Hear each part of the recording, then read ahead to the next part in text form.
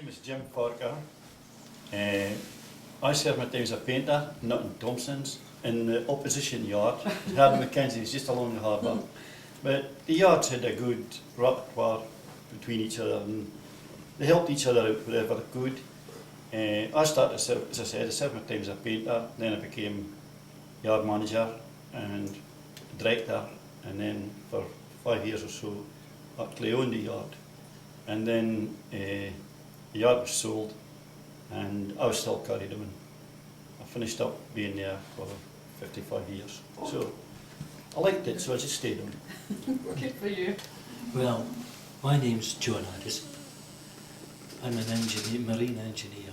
I served my time in Thompson Shipyard as an engineer. And at the time, I was seconded up to the boat building yard when the Comet was about to be built. And my task was to operate the boiler for steaming the planks and assisting the carpenters in the building of the Comet. That's Your role. my role involved with the Comet. Well, I'm James Stewart. I was a painter there. I went to the army. I served my time with a painter and decorator. And I came home from the army. I couldn't, well, I had a job for a wee while. And I got a job at Thompson's boatyard, which I kind of mind of. I was away and back again. Twice I was there. And I was there at the time the Comet was being built and I was painting it. You're in charge of painting. Charge of painters. My name's Peter Cowie. I'm afraid I'm an electrician. There's no electrics at the Comet, but in Thompson's at that time, when things were all called up to the yard just to lend a hand. That's why I have the photos of the Comet, was just helping the rest of the chaps to get her on the trolley and that, and also just lend a hand just as whenever possible. I'm sorry that tonight that Mr. Thompson's Jr. was to be here, but I think he's been called away to hospital, which is a pity because he was really looking forward to coming here tonight. What can you tell us about your experience of helping to build the PS Comet replica? Very little. Make something of it. Well, John is mere time. I, as I said, operated the boiler and steamed the planks for the building of the Comet. And it was usually about 2 planks we put into the steam box one time. And to seal the box, you used sawdust and hardened bags to and got the pressure up, steamed it for about 3/4 an hour.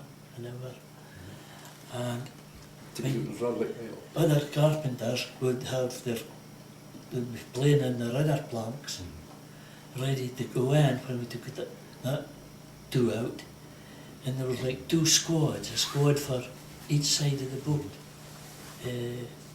because to get the planks up so that equal at each side, building them up. Now, once that was done, because of the shape of the stem of the Comet, which was quite buff, we had to steam the bulwarks, what we call the bulwarks, that's from the deck to the top rail, and that's thinner planks. You would say they were more like lining boards, but thicker than Flooring or something. they were Probably about 3/4 an inch to an inch. against 1.5 inches at the Main plank. the main planks. I can't remember if a thick stroke, the thick stroke, which should be planked with larch up so far, to the thick stroke, which would be the last 3 planks to the deck level, which would have been of oak. They were oak. So that Stuff is up. no, that it was also for when the boat is coming alongside piers, it's a harder road for withstanding. And then it was a thinner planks between the deck and the bulwark, Top rail. top rail. Aye. Did you find they were pliable enough after an hour in the steamer for the bow? Oh, So for a you bow, had to yes. Get round that shape? That's why you had to Yes. hurry with them, Because you had to go run as fast as you could, and because we'd only a couple of joiners, because as I say, the granting loans for the fishing boats stopped, and most of the men were paid off, and you had to do whatever, as Peter said. Even though we were engineer, we were, we did whatever. Skills, it's called now. Yes, we had to do whatever, we had to assist as much as Blank was put on and then it was bent and there was big clamps. clamps to the thing went up to pull them back into place.